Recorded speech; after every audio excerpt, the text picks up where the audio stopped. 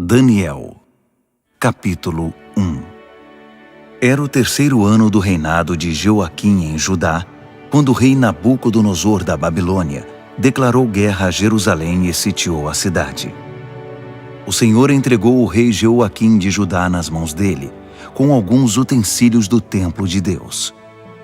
Nabucodonosor levou o rei e os utensílios para a casa do tesouro do seu Deus, na terra da Babilônia, a antiga Sinear.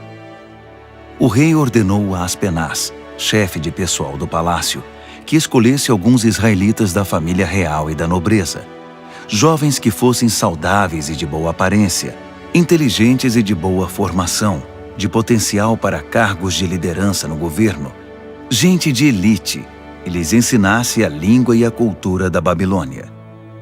O rei ordenou também que servissem a eles o mesmo cardápio do rei. Comiam do bom e do melhor e o mais fino vinho. Depois de 3 anos de treinamento, assumiriam cargos na corte do rei. 4 homens de Judá, Daniel, Ananias, Misael e Azarias, estavam entre os escolhidos. O chefe de pessoal do palácio deu a eles nomes babilônicos. Daniel passou a chamar-se Beltesazar. Ananias foi chamado Sadraque. Misael foi chamado Mesaque. E Azarias foi chamado Abed-nego. Mas Daniel decidiu que não iria ficar impuro com a comida do rei, nem beber o vinho dele. Por isso pediu ao chefe de pessoal do palácio que o autorizasse a não comer do cardápio do rei. Pela graça de Deus, o chefe de pessoal do palácio gostou de Daniel e autorizou, mas o advertiu. Tenho medo que meu senhor o rei possa fazer. Foi ele quem determinou esse cardápio. E se perceber que vocês não estão saudáveis como os outros, vai pedir minha cabeça. E então Daniel apelou ao responsável que havia sido designado pelo chefe de pessoal do palácio para cuidar dele, de Ananias, Misael e Azarias. Faça uma experiência conosco por 10 dias. Traga apenas vegetais e água. Depois nos compare com os jovens que se alimentam do cardápio do rei e tome sua decisão. O responsável por eles concordou e os alimentou com vegetais e água durante 10 dias. Ao final dos 10 dias, eles tinham aparência melhor e pareciam mais saudáveis que todos os outros. Assim, o responsável continuou a dispensá-los da comida e da bebida do cardápio do rei e servia-lhes apenas vegetais. Deus deu a esses 4 jovens conhecimento e habilidades em todas as áreas, tanto teórica quanto prática. Além disso, Daniel tinha o dom de interpretar todo tipo de visões e sonhos. Ao final do tempo determinado pelo rei para o treinamento, o chefe de pessoal do palácio os levou para a presença de Nabucodonosor. Quando os entrevistou, o rei os achou muito melhores que todos os outros. Ninguém estava tão bem quanto Daniel, Ananias, Misael e Azarias. E assim eles assumiram suas responsabilidades na corte do rei. Sempre que o rei os consultava sobre qualquer assunto, teórico ou prático, eles se mostravam 10 vezes melhores que todos os magos e encantadores do reino juntos. Daniel continuou no serviço do rei até o 1º ano do reinado do rei Ciro. Daniel, capítulo 2. No 2º ano do seu reinado, o rei Nabucodonosor teve alguns sonhos que o estavam deixando maluco, tanto que ele nem conseguia mais dormir. Chamou então todos os magos, encantadores, feiticeiros e astrólogos da Babilônia para que interpretassem seus sonhos. Quando estavam todos na presença do rei, ele disse: Tive um sonho e não consigo tirá-lo da cabeça. Não vou conseguir dormir até saber o que significa. Os astrólogos, falando em aramaico, disseram: Que o rei viva para sempre. Conte-nos os sonhos e vamos interpretá-lo. O rei respondeu: Meu decreto é este. Se vocês não conseguirem me dizer qual é o sonho e me dar a interpretação, vou fazer picadinho de vocês e destruir suas casas.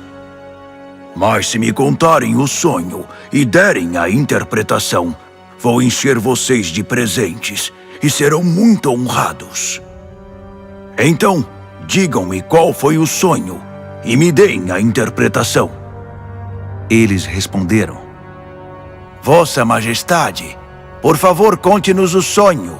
Então daremos a interpretação. Mas o rei disse: Eu sei o que vocês estão tentando fazer. Vocês só querem ganhar tempo. Sabem que estão numa enrascada e se não conseguirem me contar o sonho, estarão numa fria. Estou até vendo. Vocês vão inventar uma história qualquer e me enrolar até que eu mude de ideia. Nada disso. Primeiro me contem o sonho e então vou saber se são capazes de me dar a interpretação ou se estão só me enrolando. Os astrólogos responderam: Ninguém em nenhum lugar do mundo pode fazer o que o rei está pedindo. E nenhum rei jamais pediu uma coisa dessas a nenhum mago, encantador ou astrólogo. O que Vossa Majestade está pedindo é impossível, a não ser que algum deus o revele. E os deuses não vivem no meio de gente como nós. A resposta deixou o rei furioso. Ele perdeu a paciência e ordenou que todos os sábios da Babilônia fossem executados. A sentença de morte foi anunciada, e Daniel e seus amigos estavam entre os condenados à morte. Enquanto Arioque, chefe da guarda real, fazia os preparativos para a execução, Daniel sabiamente chamou-o de lado e lhe perguntou o que estava acontecendo. Por que o rei deu uma ordem como essa, tão de repente? Arioque explicou a razão de tudo, e Daniel foi procurar o rei, pedindo um pouco de tempo para que pudesse interpretar o sonho. Daniel foi para casa e contou a seus amigos, Ananias, Misael e Azarias, o que estava acontecendo. Ele pediu que orassem ao Deus dos céus por misericórdia, para solucionar o mistério, e assim poderem escapar da morte. Naquela noite, a solução do mistério foi revelada a Daniel numa visão. Daniel louvou ao Deus dos céus, dizendo: Bendito é o nome de Deus para todo sempre. Deus é sábio e todo-poderoso. Ele muda as estações e conduz a história. Escolhe reis e também os depõe. Ele dá tanto a sabedoria quanto o discernimento. Ele abre as profundezas, revela os segredos, conhece o que há na escuridão. A luz transborda dele. Ó Deus dos meus antepassados, a ti toda a minha gratidão e todo o meu louvor. Tu me tornaste sábio e forte, e agora nos mostraste o que pedimos. Tu resolveste o mistério do rei. Assim Daniel voltou a falar com Arioque, o encarregado da execução. Ele disse: Cancele a execução. Leve-me ao rei. Eu vou interpretar o sonho dele. Arioque não perdeu um minuto. Correu ao rei, levando Daniel com ele, e disse: Achei um homem entre os exilados de Judá que pode interpretar o sonho. O rei perguntou a Daniel, cujo nome babilônico era Beltesazar: Você tem certeza de que pode fazer isto? Contar o sonho e interpretá-lo? Daniel respondeu ao rei: Nenhum homem pode decifrar o mistério do rei, quem quer que seja, sábio, encantador, mago ou astrólogo. Mas há um Deus no céu que revela os mistérios, e ele me revelou. Ele está mostrando ao rei Nabucodonosor o que vai acontecer no futuro. Este é o sonho que o rei teve, a visão que encheu sua mente. Enquanto Vossa Majestade estava deitado na cama, ó rei, vieram ideias sobre o que vai acontecer no futuro. Aquele que revela mistérios mostrou ao rei o que vai acontecer. Mas a interpretação foi dada por meu intermédio, não porque eu seja mais sábio que qualquer outra pessoa, mas para que o rei saiba o que significa e entenda o que sonhou. O que viu, ó rei, foi uma enorme estátua em pé na sua frente, muito impressionante, mas também apavorante. A cabeça da estátua era de ouro puro, o peito e os braços eram de prata, o ventre e os quadris eram de bronze, as pernas eram de ferro, e os pés eram uma mistura de barro com ferro. Enquanto você estava olhando para a estátua, uma pedra que se soltou por si só da montanha, sem que ninguém o fizesse, atingiu a estátua, esmigalhando os pés de ferro e barro. Então tudo desmoronou e ficou em pedaços. O ferro, o barro, o bronze, a prata e o ouro. Ficou tudo como restos amontoados, relegados ao esquecimento. Mas a pedra que atingiu a estátua tornou-se uma grande montanha que dominava o horizonte. Esse foi o sonho. Agora vamos à interpretação do sonho. Ó Rei, Vossa Majestade é o soberano mais poderoso da terra. O Deus do céu deu tudo ao Senhor: governo, poder, força e glória. Ele o designou responsável pela humanidade e por todos os animais do campo e as aves do céu, no mundo todo. O rei é o cabeça de todos os governantes. É a cabeça de ouro. Mas seu reino será tomado por outro reino, inferior ao seu, e este por um terceiro, o reino de bronze, que governará toda a terra. Por fim, um quarto reino, forte como o ferro, assumirá o poder. Assim como o ferro despedaça tudo que atinge, esse vai quebrar, esmigalhar e pulverizar todos os reinos anteriores. Mas os pés e os dedos dele, que são uma mistura de ferro e barro, significam que o reino será dividido, mas ainda haverá a força do ferro. Assim como os dedos eram de ferro e de barro, o reino terá uma parte forte e outra frágil.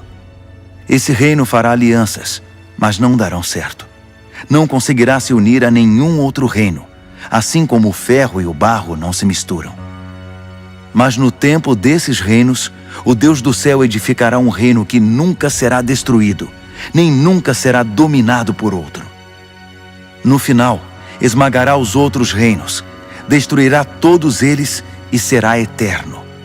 Será como a pedra que se soltou por si só da montanha, sem que ninguém o fizesse, que esmigalhou o ferro, o bronze, o barro, a prata e o ouro. O grande Deus fez o rei saber o que vai acontecer no futuro. Essa é a revelação exata do sonho, e também a interpretação correta. Quando Daniel terminou, o rei Nabucodonosor, perplexo, prostrou-se com o rosto no chão diante de Daniel. Ele ordenou uma oferta de sacrifícios e de incenso em honra a Daniel e declarou: Seu Deus realmente é o Deus de todos os deuses, o Senhor de todos os reis, e Ele revela todos os mistérios. E eu sei, porque você decifrou o mistério. Então o rei promoveu Daniel a um elevado cargo no reino. Encheu-o de presentes e o empossou como governador de toda a província da Babilônia e chefe de todos os sábios da Babilônia. A pedido de Daniel, o rei designou Sadraque, Mesaque e Abednego para postos administrativos em toda a Babilônia, enquanto Daniel permaneceu no palácio real. Daniel, capítulo 3. O rei Nabucodonosor construiu uma estátua de ouro com 27 metros de altura e 2,70 metros de largura. Ele a ergueu na planície de Dura, na província da Babilônia. Em seguida ordenou a todos os líderes importantes da província que comparecessem à cerimônia de dedicação da estátua.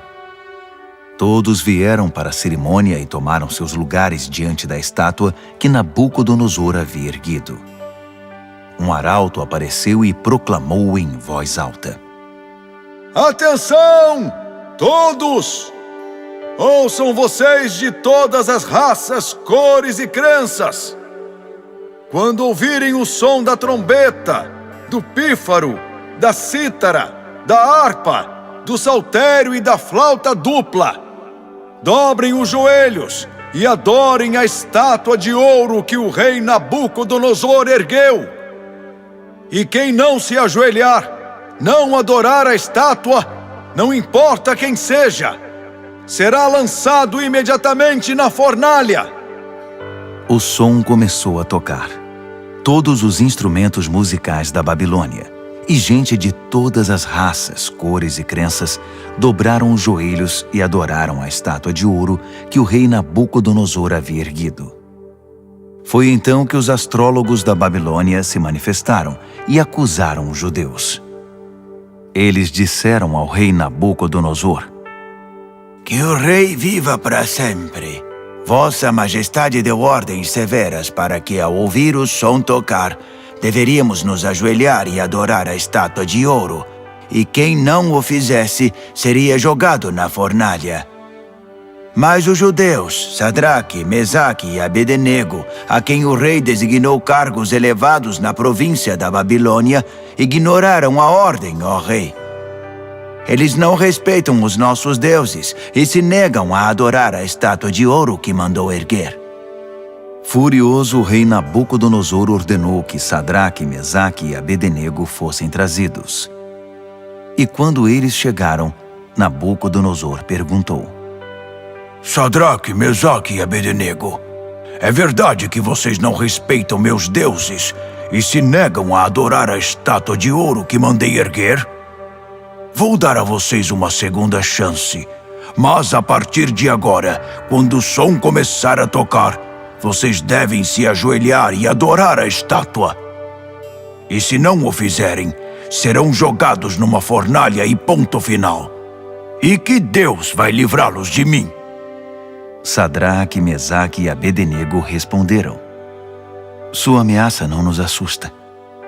Se nos jogar na fornalha, o Deus que servimos pode nos salvar, não só da fornalha, como de qualquer outra coisa. E mesmo que ele não o faça, não importa, ó rei. Ainda assim, não vamos servir aos seus deuses, nem adorar a estátua de ouro que mandou erguer. Nabucodonosor estava prestes a explodir de tanta raiva. Imediatamente ordenou que a fornalha fosse aquecida 7 vezes mais que o normal e que alguns homens fortes do seu exército os amarrassem e os jogassem na fornalha. Sadraque, Mesaque e Abednego, com os pés e mãos amarrados e vestidos em suas roupas, foram jogados na fornalha extremamente quente. Por causa da ordem do rei, a fornalha estava tão quente que só as chamas foram suficientes para matar os homens que carregaram Sadraque, Mesaque e Abednego. E eles acabaram caindo fornalha dentro. De repente, o rei Nabucodonosor levantou-se num salto e perguntou: Não jogamos 3 homens com os pés e as mãos amarrados? Responderam os homens. Isso mesmo, senhor! Exclamou o rei. Vejam, estou vendo 4 homens andando para lá e para cá no fogo, e eles estão bem. E o 4º homem parece um filho dos deuses.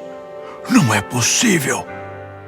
Nabucodonosor foi até a entrada da fornalha ardente e chamou: Sadraque, Mesaque e Abednego, servos do Deus Altíssimo, saiam, venham para cá.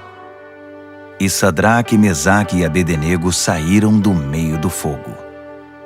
Todos os líderes do governo e os conselheiros do rei se reuniram para examiná-los e viram que o fogo não havia causado nenhum arranhão nos 3, nem um fio de cabelo queimado, nem cheiro de fumaça na roupa deles.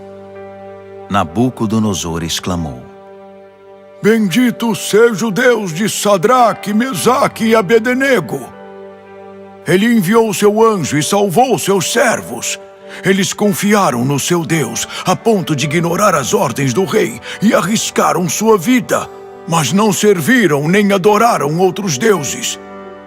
Por isso decreto: todo, de qualquer lugar, cor, raça ou crença, que disser alguma coisa contra o Deus de Sadraque, Mesaque e Abednego, será despedaçado, e sua casa será destruída. Nunca houve um Deus que salvasse como esse. Então o rei promoveu Sadraque, Mesaque e Abednego na província da Babilônia. Daniel, capítulo 4. O rei Nabucodonosor a todos, de todas as raças, cores e crenças do mundo. Paz e prosperidade a todos. É um privilégio contar a vocês os grandes milagres que o Deus Altíssimo fez por mim. Seus milagres são impressionantes e suas maravilhas surpreendentes.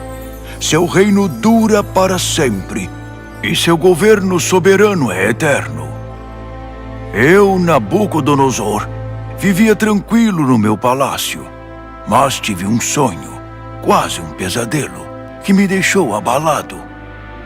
Mandei buscar todos os sábios da Babilônia para que interpretassem o sonho.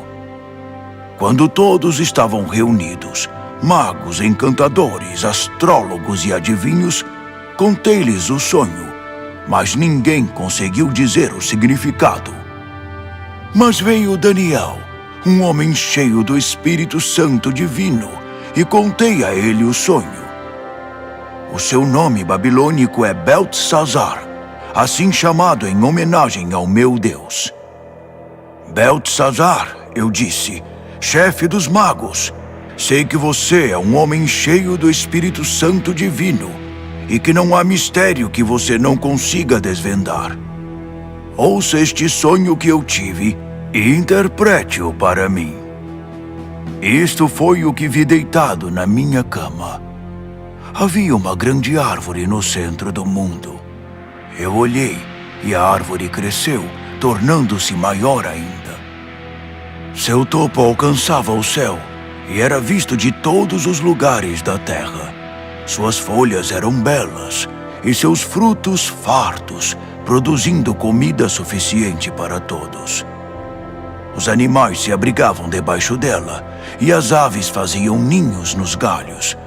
Todo mundo dependia dela. E enquanto eu ainda estava deitado, vi também isto. Um anjo desceu do céu e ordenou: derrubem a árvore, cortem seus galhos, arranquem suas folhas e espalhem seus frutos. Caçem os animais que estão debaixo dela e espantem os pássaros de seus galhos, mas deixem o toco e as raízes presos com ferro e bronze junto à relva do campo. Deixem que ele seja molhado pelo orvalho do céu e se alimente de capim com os animais. Que ele perca a mente humana e seja como um animal, e assim seja até que se passe 7 tempos.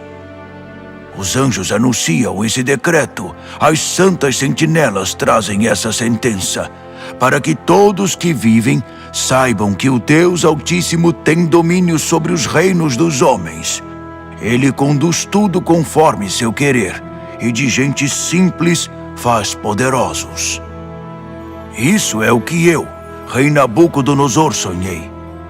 Beltesazar, agora é sua vez de interpretar o sonho para mim. Ninguém entre os sábios da Babilônia conseguiu ver sentido algum nele, mas tenho certeza de que você pode interpretá-lo, pois é cheio do Espírito Santo divino.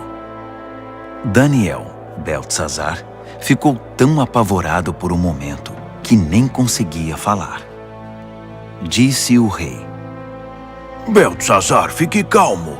Não deixe que o sonho e a interpretação o assustem. Disse Beltesazar: meu senhor, gostaria que esse sonho fosse sobre seus inimigos e a interpretação para seus adversários. A árvore que você viu e que cresceu e ficou tão alta que o topo alcançava o céu, visível dos 4 cantos da terra. A árvore de folhagem viçosa e fartos frutos, suficiente para todos. A árvore sob a qual os animais buscavam refúgio e na qual as aves faziam seus ninhos. É o Senhor, ó Rei. Vossa Majestade é a árvore. Você cresceu e ficou forte. Sua Majestade atinge o céu e seu governo se estende aos 4 cantos da terra. E os anjos que desciam do céu proclamando: derrubem a árvore, destruam-na, mas deixem o toco e suas raízes na terra, presos com ferro e bronze junto à relva do campo. Deixem que ele seja molhado pelo orvalho do céu e que se alimente de grama com os animais durante 7 tempos. Isso, ó Rei, também se refere ao Senhor. Significa que o Deus Altíssimo proclamou uma sentença contra o rei. Será tirado do convívio dos homens e viverá com os animais. Se alimentará de capim como os bois e se molhará com o orvalho do céu. Isso durará 7 tempos, e o Senhor aprenderá que o Deus Altíssimo tem o domínio dos reinos dos homens e conduz tudo conforme seu querer. A parte sobre o toco da árvore e suas raízes que são deixados, significa que seu reino ainda será devolvido, depois que o Senhor reconhecer que é Deus quem tem domínio sobre tudo. Portanto, ó rei, aceite meu conselho. Abandone seus pecados e comece a viver diferentemente. Deixe essa vida de maldades, viva com justiça e cuide dos necessitados e desamparados. Só assim o Senhor continuará a viver tranquilo. Tudo isso aconteceu ao rei Nabucodonosor. Passados apenas 12 meses, ele estava andando pela sacada do palácio real na Babilônia e, de repente, exclamou orgulhoso: Olhe para tudo isto. É a grande Babilônia. E eu a construí sozinho, como capital do meu reino para minha honra e glória. Assim que as palavras saíram da sua boca, ouviu-se uma voz do céu: Este é o decreto contra você, rei Nabucodonosor. Seu reino foi tomado de você. Você será tirado do convívio dos homens, viverá com os animais do campo e comerá capim como boi. A sentença é para 7 tempos, o suficiente para você aprender que o Deus Altíssimo tem domínio sobre os reinos dos homens e põe no trono quem Ele quer. Isso aconteceu imediatamente. Nabucodonosor foi tirado da convivência dos homens, comeu capim como boi e se molhou com o orvalho do céu. Seu cabelo cresceu como as penas da águia, suas unhas como as garras do falcão. Ao final daquele período, eu, Nabucodonosor, olhei para o céu, recobrei o juízo e bendisse o Deus Altíssimo, agradecendo e glorificando ao Deus que vive para sempre. Seu domínio dura para sempre, seu reino nunca será decadente. A vida na terra é insignificante. Deus faz tudo conforme seu querer. Ninguém pode opor-se à sua vontade. Ninguém pode questioná-lo ou desafiá-lo. Ao mesmo tempo em que recobrei o juízo, recuperei a majestade e a glória do meu reino. Todos os líderes e gente importante vieram me ver. Fui restabelecido como rei no meu reino e me tornei maior que antes. E é por isso que eu, Nabucodonosor, canto e louvo ao Rei do céu. Tudo o que ele faz é justo, e ele o faz da maneira certa.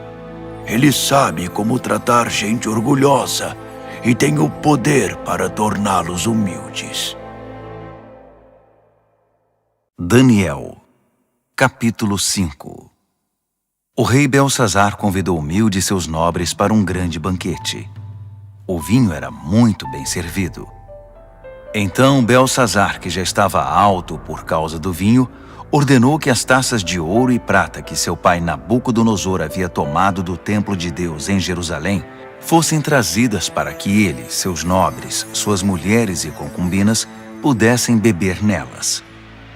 Quando as taças de ouro e prata foram trazidas, o rei, os nobres e aquelas mulheres começaram a usá-las.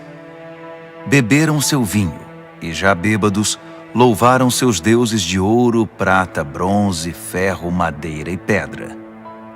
Naquele exato momento, os dedos de uma mão humana apareceram e começaram a escrever na parede rebocada do palácio, na parte mais iluminada. Quando o rei viu a mão escrevendo na parede, ficou pálido, muito assustado. Suas pernas ficaram bambas, tremiam sem parar, e os joelhos batiam um no outro. Ele gritou para que chamassem os encantadores, os astrólogos e os adivinhos, e prometeu: Quem conseguir ler esta escrita na parede e me disser o que significa, será famoso e rico. Ganhará um manto de púrpura e uma bela corrente de ouro, e será o terceiro mais importante do reino. Todos tentaram, mas ninguém conseguiu enxergar um sentido nas palavras escritas na parede. Ninguém conseguia entender o que estava escrito, muito menos interpretá-lo. Então o rei ficou apavorado, pálido, em completo estado de choque. Os nobres também estavam em pânico. A rainha soube que o rei e os nobres estavam em estado de choque e veio ao salão do banquete. Ela disse: "Que o rei viva para sempre. Não se assustem, não fiquem aí sentados pálidos desse jeito. Há um homem no reino que é cheio do Espírito Santo divino. Durante o reinado do seu pai, ele ficou conhecido pelo seu brilho intelectual e por sua sabedoria espiritual. Ele era tão capaz que seu pai, o rei Nabucodonosor, fez dele o chefe de todos os magos, encantadores, adivinhos e astrólogos. Não havia ninguém como ele. Ele conseguia fazer qualquer coisa: interpretar sonhos, decifrar mistérios, explicar enigmas. Seu nome é Daniel, mas o rei mudou o nome dele para Beltesazar. Mande chamar Daniel. Ele vai ler o que está escrito aí." Assim Daniel foi chamado. O rei perguntou: "Você é Daniel, que foi um dos exilados que meu pai trouxe de Judá? Já ouvi falar que você é cheio do Espírito Santo, tem uma mente brilhante e é incrivelmente sábio. Os sábios e encantadores foram trazidos aqui para ler esta escrita na parede e interpretá-la, mas nenhum deles conseguiu ler nada. Mas ouvi dizer que você interpreta sonhos e decifra mistérios. Então, se você conseguir ler e interpretar, será um homem famoso e rico. Ganhará o manto de púrpura e uma bela corrente de ouro, e será o terceiro mais importante do reino." Daniel respondeu ao rei: "Pode ficar com os presentes ou dá-los a outra pessoa. Mas vou ler a escrita para o rei e interpretar seu significado. Ouça, ó rei, o Deus Altíssimo deu a seu pai Nabucodonosor um grande reino e uma gloriosa reputação. Deus o fez muito poderoso, e pessoas de todos os lugares, de toda raça, cor ou crença, se sentiam intimidadas por ele. Ele as matava ou poupava, como e quando queria. Promovia ou humilhava as pessoas como bem desejava. Então Deus o humilhou e o privou de todo o poder. Ele foi tirado do convívio dos homens e passou a viver como animal. Comeu capim como boi e se molhou com o orvalho do céu até aprender esta lição: que o Deus Altíssimo tem domínio sobre os reinos dos homens e põe no trono quem ele quer. Você é filho dele, sabe de tudo isso, mas é tão arrogante quanto ele no seu pior momento. Olhe para você mesmo. Quer competir com o Senhor do céu? Você mandou buscar as taças sagradas do templo dele só por farra, para que o Senhor, seus nobres, suas mulheres e concubinas pudessem beber nelas. O rei usou as taças sagradas para brindar seus deuses de prata e ouro, de bronze e ferro, de madeira e pedra, deuses cegos, surdos e mudos. Mas tratou com desprezo o Deus vivo, que tem a sua vida nas mãos, desde o nascimento até a morte.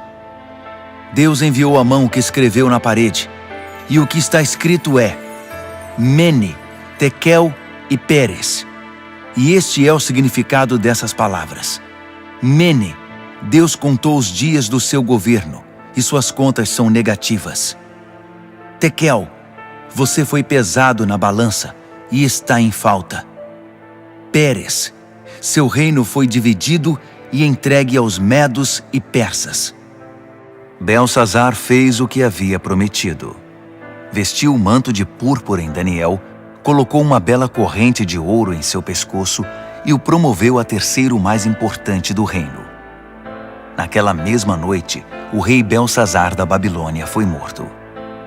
Dario, o Medo, tinha 62 anos quando o sucedeu como rei. Daniel, capítulo 6.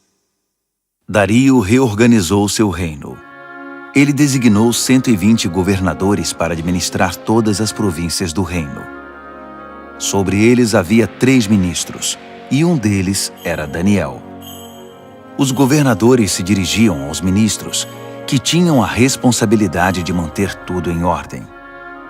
Mas Daniel era cheio de vitalidade e tinha uma inteligência tão superior aos outros ministros e governadores que o rei decidiu designá-lo responsável por todo o reino.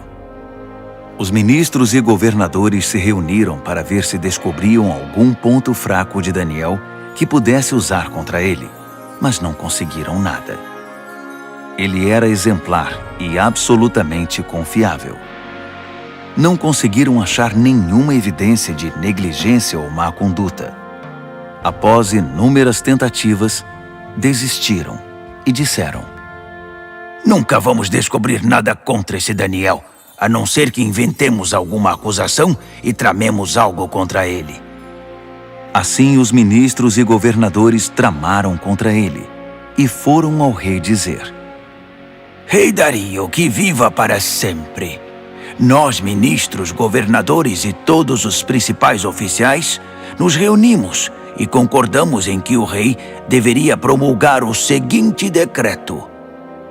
Durante os próximos 30 dias, ninguém deve orar a nenhum outro deus ou homem exceto ao rei. Qualquer um que desobedecer será lançado na cova dos leões. Promulgue esse decreto, ó rei, e assine-o, para que seja revogável, com inscrição em pedra, conforme todas as leis dos medos e dos persas.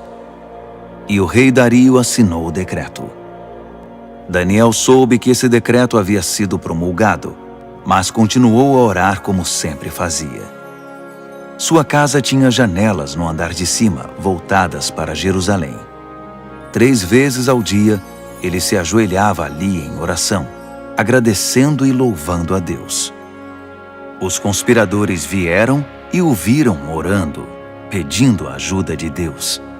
Imediatamente foram ao rei e o lembraram do decreto. O rei não assinou uma lei proibindo qualquer pessoa de orar a qualquer deus ou homem, exceto ao rei durante 30 dias? E qualquer pessoa que fosse apanhada fazendo isso seria jogada na cova dos leões? O rei confirmou. Com certeza, como inscrição em pedra, conforme todas as leis dos medos e dos persas.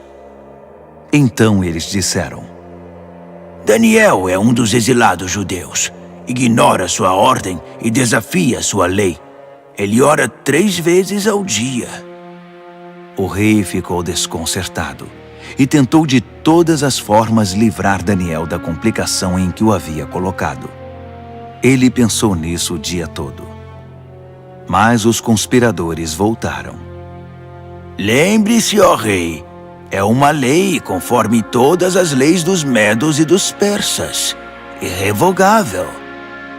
O rei cedeu e ordenou que Daniel fosse trazido e jogado na cova dos leões. Mas ele disse a Daniel: Seu Deus, a quem você é tão leal, vai livrar você desta situação. Uma pedra foi colocada sobre a entrada da cova. O rei selou a pedra com seu anel e com os anéis de todos os seus nobres, porque não podia ser revogado. O rei voltou para o palácio, mas não comeu nem conseguiu dormir. Passou a noite preocupado. Ao romper do dia, ele se levantou e foi depressa à cova dos leões. Quando chegou perto, chamou o aflito: Daniel, servo do Deus Altíssimo! Será que seu Deus, a quem você serve tão fielmente, livrou você dos leões? Daniel respondeu: Que o rei viva para sempre! Meu Deus enviou seu anjo que fechou a boca dos leões para que não me fizessem nenhum mal. Fui considerado inocente diante de Deus e também diante do Senhor, ó rei, pois não fiz mal algum ao Senhor. Quando o rei ouviu essas palavras, ficou muito feliz. Ele ordenou que Daniel fosse retirado da cova. Depois que ele saiu, verificou-se que não havia nenhum arranhão sequer. Ele havia confiado em seu Deus.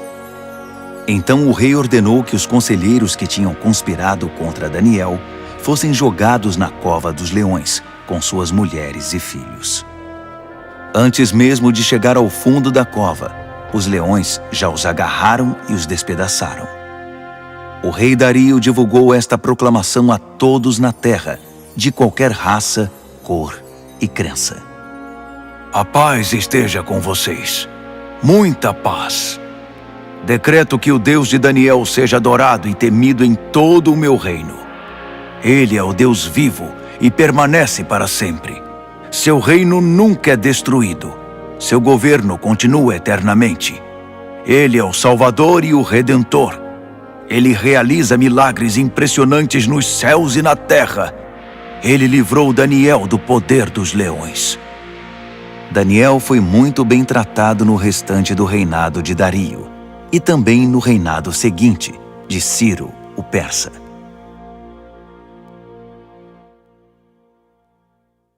Daniel, capítulo 7. No primeiro ano do rei Belsazar da Babilônia, Daniel teve um sonho. O que ele viu enquanto dormia o apavorou. Um verdadeiro pesadelo. E ele escreveu seu sonho. No meu sonho, naquela noite, vi os 4 ventos dos céus soprando e formando uma grande tempestade no mar. 4 animais enormes, diferentes uns dos outros, subiam do mar. O primeiro animal parecia um leão, mas tinha asas de águia. Enquanto eu observava, suas asas foram arrancadas. Ele foi levantado e ficou de pé como um homem. Em seguida, deram-lhe um coração humano. Depois vi um segundo animal, que parecia um urso. Ele se levantou, segurando 3 costelas nas mandíbulas, e recebeu esta ordem: ataque, devore tudo, encha a barriga. Em seguida vi outro animal. Parecia um leopardo. Tinha 4 asas como de pássaro nas costas. Esse animal tinha 4 cabeças e recebeu autoridade para governar. Depois disso, um 4º animal apareceu no meu sonho. Esse era apavorante, medonho. Tinha enormes dentes de ferro, triturava e devorava suas vítimas. Qualquer coisa que sobrava no chão, ele pisava e esmagava. Era diferente dos outros animais, um verdadeiro monstro. E tinha 10 chifres. Enquanto eu observava os chifres, tentava imaginar o que significavam. Nasceu nele outro chifre, mas este era pequeno. 3 dos chifres que já tinha foram arrancados para dar lugar a ele. Havia olhos humanos no pequeno chifre e uma boca grande que falava com arrogância. Enquanto eu observava tudo isso, tronos foram estabelecidos e um ancião tomou seu lugar. Suas roupas eram brancas como a neve, o cabelo alvo como a lã. Seu trono estava envolto em chamas. As rodas brilhavam intensamente. Um rio de fogo jorrava do trono. Milhares de milhares o serviam. Milhões o atendiam. Pediu-se silêncio no tribunal e os livros foram abertos. Continuei observando. O chifre pequeno falava com arrogância e enquanto eu observava, o monstro foi morto e seu corpo foi lançado no fogo. Os outros animais viveram ainda algum tempo, mas não fizeram nada, não tinham poder para governar. Meu sonho continuou. Então vi alguém, um filho de homem, chegando no meio de nuvens. Ele se aproximou do ancião e foi apresentado a ele. Ele recebeu poder para governar, toda a glória da realeza. Todas as raças, cores e crenças lhe serviram e o adoraram. Seu reinado será para sempre, não terá fim. Seu governo real nunca será destruído. Mas quanto a mim, Daniel, fiquei perturbado. As visões me deixaram apavorado. Por isso eu me aproximei de alguém que estava perto e perguntei o significado de tudo aquilo. E ele me deu a interpretação. Esses 4 animais enormes, disse ele, significam 4 reinos que aparecerão na terra. Mas a certa altura, o povo santo do Deus Altíssimo receberá o reino e o manterá para sempre. Sim, para sempre.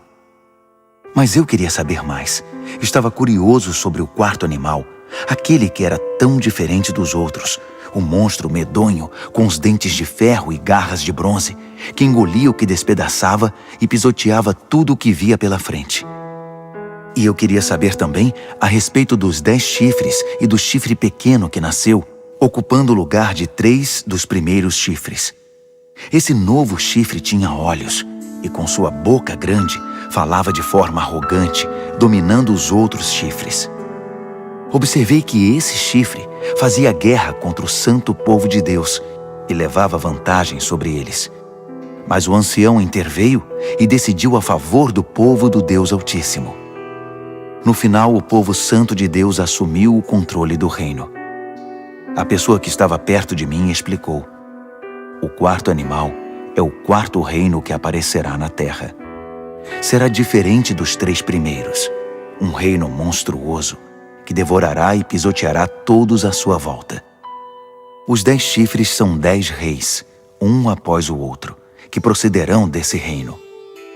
Mas então, outro rei aparecerá. Ele será diferente dos reis anteriores. Começará derrubando os outros reis e blasfemando contra o Deus Altíssimo. Ele perseguirá os seguidores do Deus Altíssimo e tentará eliminar a adoração sagrada e a prática da justiça. O santo povo de Deus será perseguido por ele durante um tempo, 2 tempos e meio tempo. Mas quando for feito silêncio no tribunal, o chifre não terá mais o seu poder e será destruído definitivamente. O governo real, a autoridade e a glória de todos os reinos debaixo do céu serão entregues ao povo do Deus Altíssimo, e esse governo durará para sempre. Todos os outros governantes irão servir e prestar obediência a ele. O sonho acabou assim, e eu, Daniel, continuei chocado, como alguém que tinha acabado de ver um fantasma, mas guardei tudo para mim. Daniel, capítulo 8. No 3º ano do reinado de Belsazar, eu, Daniel, tive outra visão. Era a 2ª visão. Nessa visão, eu me vi em Suzã, a capital da província de Elão, diante do canal Ulai. Ao olhar em volta, fiquei surpreso de ver um carneiro diante de mim. O carneiro tinha 2 chifres enormes, um maior que o outro, mas o chifre maior foi o último a aparecer. Fiquei observando enquanto o carneiro avançava, primeiro para o oeste, depois para o norte e então para o sul. Nenhum animal conseguia enfrentá-lo. Ele fazia o que queria e, todo arrogante, posava de rei dos animais. Enquanto eu observava, tentando entender o significado de tudo aquilo, vi também um bode que tinha um enorme chifre no meio da testa. Ele vinha do oeste e percorreu toda a terra, sem tocar o solo uma única vez. O bode aproximou-se do carneiro de 2 chifres que eu tinha visto antes diante do canal e o atacou ferozmente. Observei enquanto ele, louco de raiva, atacava o carneiro. A violência era tanta que ele lhe quebrou os 2 chifres. O carneiro não conseguiu resistir. O bode o derrubou e o pisoteou. Nada pôde salvar o carneiro.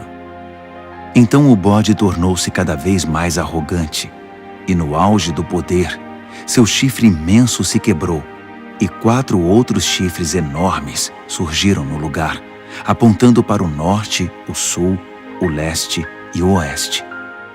De um desses grandes chifres surgiu outro chifre pequeno, mas o seu poder cresceu até atingir o sul e o leste, e a querida terra prometida.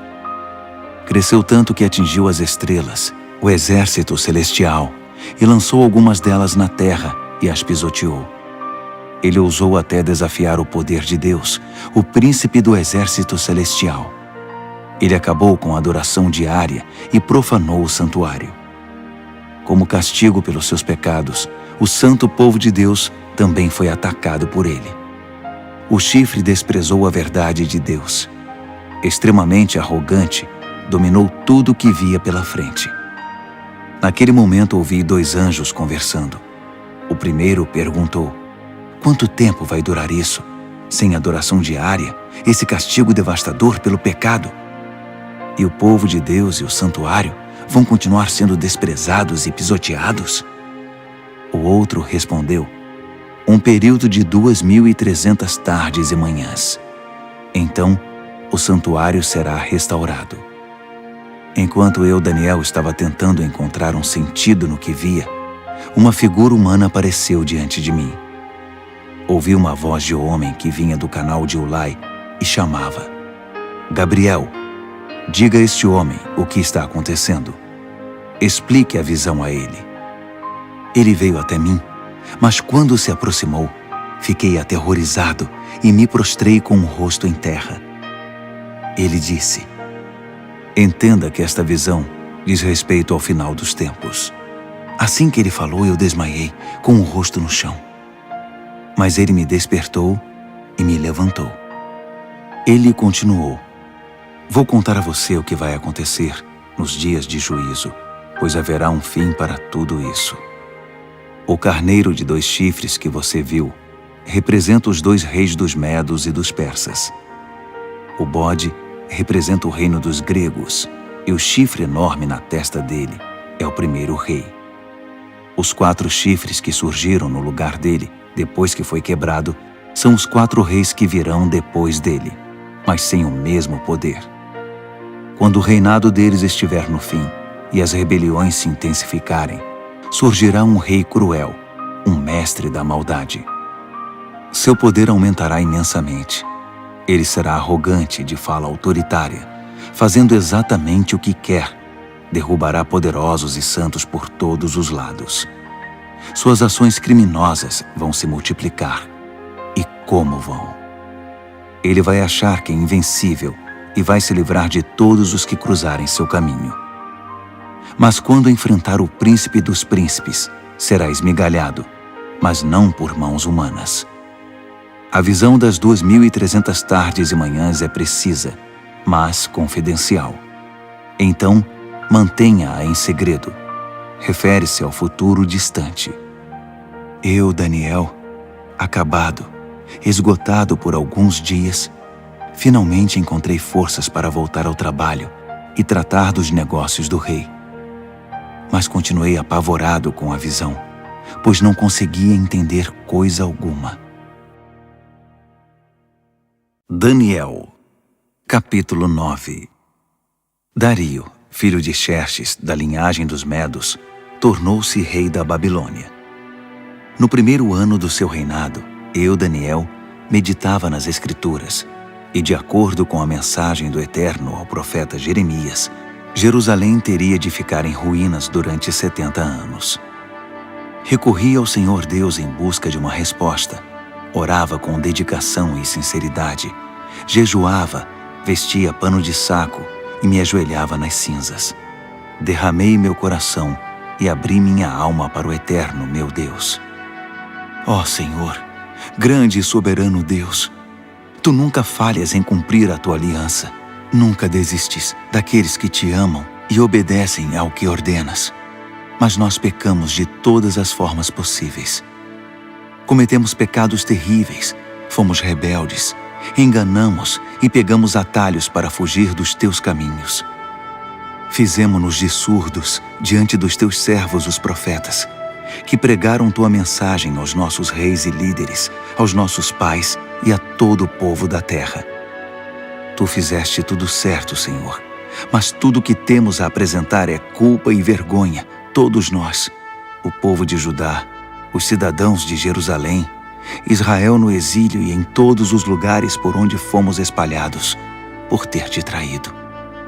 Ah, sim, fomos envergonhados publicamente, todos nós, nossos reis, líderes, pais, diante do mundo. Mas foi bem merecido, por causa do nosso pecado. A Tua compaixão é nossa única esperança, ó Senhor, o nosso Deus, porque na nossa rebeldia abrimos mão dos nossos direitos. Não prestamos atenção em Ti quando nos disseste como deveríamos viver, nem obedecemos ao ensinamento proclamado por Teus servos, os profetas. Todos nós em Israel optamos por Te ignorar. Desprezamos Tuas instruções para fazer apenas o que era do nosso agrado. E agora estamos pagando por isso. A maldição expressa claramente na revelação feita a Moisés, servo de Deus, agora está fazendo efeito entre nós. É o salário do nosso pecado contra Ti. Fizeste a nossos governantes o que prometeste fazer. Trouxeste desgraça sobre nós em Jerusalém, a pior já registrada. E como estava escrito na revelação de Deus a Moisés, a catástrofe foi total. Nada foi poupado. Nós nos mostramos obstinados no nosso pecado, sem nunca considerar Tuas orientações, ignorando Tuas advertências. Assim, com razão, deixaste que a desgraça viesse sobre nós com tudo. Tu, ó Eterno, Tens todo o direito de fazer isso, pois nós te ignoramos de maneira persistente, com muita culpa no cartório. Ó Senhor, Tu és nosso Deus, pois livraste Teu povo da terra do Egito numa grande demonstração de poder. O povo ainda fala nisso. Confessamos que pecamos, que vivemos uma vida de maldades. Como sempre tens agido, consertando as coisas e endireitando as pessoas. Por favor, afasta Tua grande ira contra Jerusalém, que é a Tua cidade, Teu santo monte. Sabemos que foi por culpa nossa que isso aconteceu. Tudo por causa do nosso pecado e do pecado de nossos pais. E agora, estamos envergonhados diante de todos. Somos motivo de zombaria na nossa vizinhança. Por isso, ouve, ó Deus, esta oração sincera do Teu servo. Tem misericórdia do Teu santuário arruinado. Age de acordo com o que és, não segundo o que somos. Atende nossa oração, ó Deus. Abre os olhos e observa a nossa cidade arruinada, a cidade chamada pelo Teu nome. Sabemos que não merecemos Tua atenção. Nosso apelo é a Tua compaixão. Esta oração é nossa única esperança. Senhor, ouve-nos. Senhor, perdoa-nos. Senhor, olha para nós e faz alguma coisa. Senhor, não nos desprezes. Tua cidade e Teu povo são chamados pelo Teu nome. Defende Teus interesses. Enquanto eu derramava meu coração, confessando meu pecado e o pecado do meu povo Israel, orava e apresentava toda a minha vida diante do Eterno e intercedia pelo santo monte do meu Deus. Enquanto eu estava mergulhado na oração, Gabriel, o ser semelhante a um homem, aquele que eu tinha visto numa visão anterior, aproximou-se de mim, voando como uma ave na hora da adoração da noite. Ele se pôs diante de mim e disse: Daniel, vim esclarecer as coisas. Assim que você começou sua oração, a resposta foi dada, e agora estou aqui para entregá-la. Você é muito amado, por isso, ouça com cuidado para entender o significado da revelação. 70 semanas estão decretadas para seu povo e sua santa cidade, como forma de conter a rebelião, dar fim ao pecado, arrancar o crime pela raiz, estabelecer a justiça para sempre, cumprir a profecia e ungir o lugar santíssimo. Aqui está o que você precisa entender. Desde o momento em que a ordem for dada para a reconstrução de Jerusalém, até a vinda do líder ungido, haverá 7 semanas. A reconstrução levará 62 semanas, incluindo a construção de ruas e muros. Serão tempos difíceis. Depois das 62 semanas, o líder ungido será morto. É o seu fim. A cidade e o santuário serão arruinados pelo exército do novo líder que chegar. O fim virá de repente, como uma onda enorme. Haverá guerras até o fim, e a desolação estará na ordem do dia. Então, no período de 1 semana, ele fará muitas alianças importantes, mas na metade dessa semana, ele acabará com a adoração e as orações. No lugar da adoração, irá se instalar a besta da profanação, que permanecerá ali até finalmente ser destruída. Daniel, capítulo 10. No 3º ano do reinado de Ciro, rei da Pérsia, uma mensagem veio a Daniel, cujo nome babilônico era Beltesazar. A mensagem era verdadeira e falava de uma grande guerra.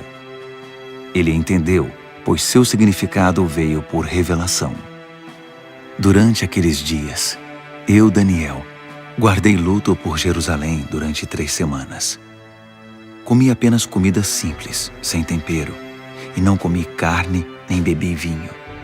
Não tomei banho nem me barbeei até que tivessem passado as 3 semanas. No dia 24 do 1º mês, eu estava de pé diante do grande rio, o Tigre. Levantei os olhos e, para minha surpresa, vi um homem vestido de linho, com um cinto de ouro puro na cintura. Seu corpo brilhava como se fosse esculpido de pedra preciosa. A face era radiante e os olhos, vivos e penetrantes como tochas. Os braços e pernas reluziam como bronze polido e sua voz soava como um grande coral. Eu, Daniel, fui o único a vê-lo. Os homens que estavam comigo, embora não estivessem vendo, foram tomados de medo e correram para se esconder, temendo o pior. Quando fiquei sozinho depois dessa visão, abandonado pelos meus amigos, meus joelhos ficaram bambos e o rosto pálido, sem força nenhuma. Quando ouvi o som da sua voz, não resisti e desmaiei. Caí com o rosto no chão. Mas uma mão me tocou e me pôs sobre as mãos e os joelhos. Daniel, ele disse, homem de valor, Deus ama você demais. Levante-se e preste muita atenção à minha mensagem. Fui enviado para falar dela a você. Quando ele disse isso, eu me levantei, mas não conseguia parar de tremer. Fique tranquilo, ele continuou. Não tenha medo. Quando você decidiu se humilhar para receber entendimento, sua oração foi ouvida, e eu me dispus a vir até aqui. Mas fui impedido pelo anjo, que é o príncipe do reino da Pérsia, e isso me atrasou por 3 semanas. Mas Miguel, um dos anjos supremos, veio em meu socorro e ficou ali com o anjo, que é o príncipe da Pérsia. Estou aqui para ajudar você a entender o que vai acontecer com seu povo, pois a visão fala do futuro. Enquanto ele falava, fiquei só olhando para o chão. Não conseguia dizer nada e fui surpreendido por algo parecido com uma mão humana que me tocou os lábios. Então abri a boca e comecei a falar. Quando vi, fiquei apavorado. Minhas pernas ficaram bambas. Eu não conseguia me mexer. Como é possível que eu, um humilde servo, fale com alguém como o Senhor? Estou completamente paralisado. Mal consigo respirar. Aquele ser, que parecia humano, me tocou outra vez e me deu forças. Ele disse, não tenha medo. Fique em paz. Você é amado demais. Tudo vai ficar bem. Tenha coragem. Seja forte. Enquanto ele ainda falava, veio-me coragem e retomei as forças. Então eu disse, pode falar, porque o Senhor me deu forças. Ele disse, você sabe por que vim aqui? Preciso voltar para lutar contra o anjo que é o príncipe da Pérsia. E depois que eu o tirar do caminho, chegará o anjo, que é o príncipe da Grécia. Mas antes deixe-me contar a você o que está escrito no livro da verdade. Ninguém me ajuda na minha luta contra esses seres, a não ser Miguel, o anjo, que é o príncipe de vocês. Daniel, capítulo 11. Eu tenho ajudado da melhor maneira possível, desde o 1º ano do reinado de Dario, rei dos Medos. Mas agora deixe-me dizer como estão as coisas. Outros 3 reis da Pérsia aparecerão, e depois deles um 4º rei, que será muito mais rico que os outros. Quando ele achar que já tem poder suficiente, ganho com sua riqueza, declarará guerra contra o reino da Grécia. Nesse momento, aparecerá um rei poderoso, que dominará um enorme território e conduzirá tudo como bem entender. Mas no auge do seu poder, quando tudo estiver aparentemente bem, seu reino se dividirá em 4 partes, norte, sul, leste e oeste. Mas seus herdeiros não receberão nada. Não haverá continuidade do poder, pois outros o tomarão. Em seguida, o rei do sul se fortalecerá, mas um dos seus príncipes será mais forte que ele e governará um território ainda maior. Depois de alguns anos, os dois se tornarão aliados, e a filha do rei do sul se casará com o rei do norte para consolidar o acordo. Mas a influência dela enfraquecerá, e seu filho não sobreviverá. ela, seus servos, seu filho e seu marido serão traídos. Algum tempo depois, alguém da família real aparecerá e assumirá o trono. Ele assumirá o comando do exército, invadirá o norte e alcançará grande vitória. Ele tomará os deuses de metal deles e todos os utensílios de ouro e prata que os acompanham e os levará para o Egito. Passado algum tempo, o rei do norte se recuperará e invadirá a terra do rei do sul, mas não terá sucesso. Terá de bater em retirada. Mas seus filhos formarão um exército gigante e descerão como uma inundação, um ataque impetuoso sobre as defesas do sul. Furioso, o rei do sul sairá e enfrentará o rei do norte, que estará à espera com seu enorme exército, mas, apesar disso, será derrotado. Enquanto os cadáveres são tirados do campo, o rei, com muita sede de sangue, sairá massacrando dezenas de milhares. Mas sua vitória não vai durar muito, pois o rei do norte reunirá um exército ainda maior que o anterior, e depois de alguns anos, voltará à batalha com inúmeros soldados, muito arsenal e provisões inesgotáveis. Naqueles dias, muitos outros se engajarão na batalha contra o rei do sul. Revoltosos do seu próprio povo, embriagados por sonhos de poder, se ajuntarão a eles, mas acabarão frustrados. Quando o rei do norte chegar, fará rampas de cerco e conquistará a cidade fortificada. Os exércitos do sul serão despedaçados diante dele. Nem mesmo suas famosas tropas de choque conterão o agressor. Ele entrará todo arrogante, como se fosse o dono de tudo. Ele se apossará da linda terra e se instalará aí. Depois, prosseguirá para ter controle total. Fará um tratado de paz e até dará sua filha em casamento ao rei do sul, parte de uma trama para destruí-lo de vez. Mas o plano será um fiasco, não será bem-sucedido. Mais tarde, voltará sua atenção para as regiões costeiras e fará inúmeros prisioneiros. Mas um general intervirá e dará um basta às suas ameaças. Quem metia medo ficará amedrontado. Ele voltará para casa e passará a cuidar dos próprios negócios. Mas a essa altura já estará acabado e logo já não se ouvirá mais falar dele.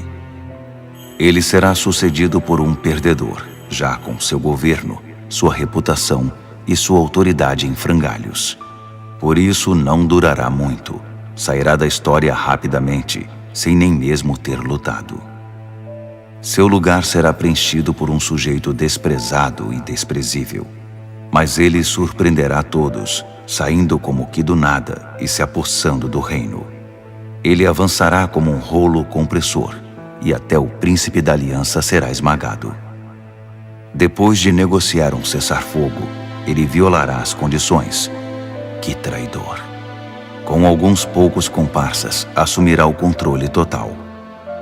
Ele invadirá as províncias mais ricas, quando elas menos esperarem. Ultrapassará todos seus antepassados. Prenderá e saqueará. Viverá com seus amigos num luxo desmedido. Ele fará planos contra as cidades fortificadas, mas não será por muito tempo. Ele ajuntará um grande exército muito bem armado para combater o rei do sul. Em resposta, o rei do sul manterá seu exército, ainda maior, a postos, pronto para a batalha. Mas não será capaz de sustentar essa condição por muito tempo, em razão das intrigas nas próprias fileiras. Sua corte estará minada por tramas e conspirações. Assim seu exército será esmagado, e o campo de batalha ficará coberto de cadáveres. Os dois reis, ambos com planos maldosos um contra o outro, vão se sentar à mesa de conferências e negociarão seus engodos. Nada resultará desse tratado, que não passará de um emaranhado de mentiras. Mas ainda não é o fim. A história não acabou. O rei do norte irá para casa carregado de despojos, mas sua mente estará voltada para a destruição da Santa Aliança, enquanto estiver passando pela terra a caminho de casa. Um ano mais tarde, ele comandará nova invasão ao sul. Mas a segunda invasão não será como a primeira. Quando os navios romanos chegarem, ele dará meia volta e retornará para casa. Mas ao passar pela terra, seu ódio contra a Santa Aliança será despertado. Ele fará acordo com todos os que se dispuserem a trair a Santa Aliança, tomando o partido deles. Suas forças entrarão marchando e profanarão o santuário e a cidadela. Eles irão banir a adoração diária, substituindo-a pela besta da profanação. O rei do norte honrará os que traírem a Santa Aliança, corrompendo-os ainda mais com sua conversa sedutora. Mas os que forem leais a Deus tomarão posição firme a favor de Deus. Os que mantiverem o bom senso ensinarão o bem às multidões pelo exemplo. Eles serão submetidos a provas terríveis durante um certo período. Alguns serão mortos, outros queimados, alguns exilados, outros roubados. Quando a prova for muito difícil, receberão alguma ajuda, mas não muita. E muitos dos pretensos ajudadores se portarão com indiferença. A provação refinará e purificará os que mantiverem o bom senso e permanecerem leais, porque há ainda mais por vir. Enquanto isso, o rei do norte estará agindo sem impedimento. Ele se levantará a uma posição superior à de qualquer deus, e até mesmo ousará desafiar o Deus dos deuses. Por um tempo isso será tolerado, até que se complete esse tempo de juízo, pois o que foi decretado precisa ser cumprido. Ele não terá respeito algum pelos deuses dos seus antepassados, nem mesmo pelo Deus predileto das mulheres. Desprezando qualquer deus, o rei do norte se inchará de orgulho e se achará maior que todos eles. Ele chegará a ponto de desprezar o Deus dos santos, e no lugar em que Deus é adorado, colocará em exibição, com generoso ornamento de prata, ouro e pedras preciosas, um Deus novo, do qual nunca se ouviu falar. Marchando sob a bandeira desse Deus estranho, ele atacará as principais fortalezas. Promoverá todos os que seguirem esse Deus, dando a eles cargos importantes e recompensando-os com concessões de terras. Na conclusão dessa história, o rei do sul o enfrentará, mas o rei do norte se lançará contra ele como um furacão, com seus carros e cavalos e uma grande frota de navios, e varrerá tudo que estiver no seu caminho. Ao entrar na linda terra, as pessoas cairão diante dele como peças de dominó. Só Edom, Moabe e alguns amonitas escaparão. Ele vai avançar, dominando país após país. Nem o Egito escapará. Ele confiscará o ouro, a prata e todos os bens valiosos do Egito. Os líbios e os etíopes cairão com ele. Mas nesse momento, relatos perturbadores virão do norte e do leste e o farão entrar em pânico. Furioso, ele se apressará em suprimir a ameaça. Mas assim que armar suas tendas entre o mar Mediterrâneo e o Monte Santo, inúmeras tendas reais, ele encontrará seu fim. E não haverá uma alma viva por perto para ajudá-lo. Daniel, capítulo 12. Esse será o momento quando Miguel, o grande anjo, que é o príncipe defensor do seu povo, entrará em cena. Será um tempo de desgraça, a pior desgraça que o mundo já conheceu. Mas seu povo será salvo da desgraça, todos os que tiverem o nome escrito no livro. Uma grande multidão, composta daqueles que já morreram e foram sepultados, acordará. Alguns para a vida eterna, outros para a vergonha eterna. Homens e mulheres que viveram de forma sábia e justa brilharão como a noite sem nuvens, repleta de estrelas. E os que conduziram outras pessoas ao caminho certo brilharão como estrelas para sempre. Este é um relato confidencial, Daniel, para seus olhos e ouvidos somente. Mantenha-o em segredo. Guarde o livro fechado à chave até o final. Nesse ínterim, haverá uma busca frenética para se tentar entender o que está acontecendo. Enquanto eu, Daniel, ouvia tudo isso, apareceram 2 seres, um do lado do rio em que eu estava e o outro do outro lado. Um deles perguntou a um terceiro homem vestido de linho que estava acima das águas do rio: até quando vai continuar essa história intrigante? O homem vestido de linho, que estava acima das águas do rio, levantou as mãos para o céu.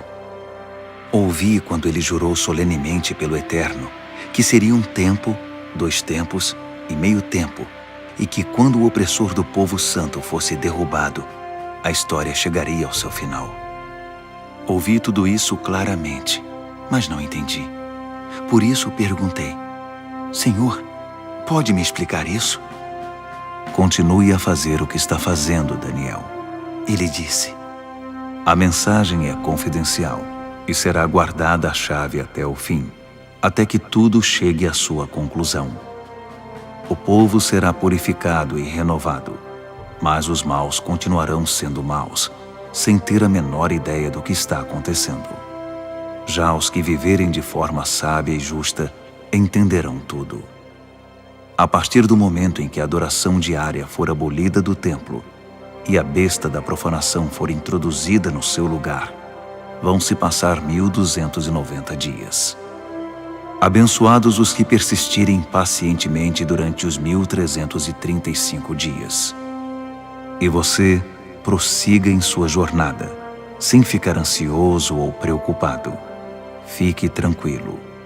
Quando tudo tiver passado, você se levantará para receber sua recompensa.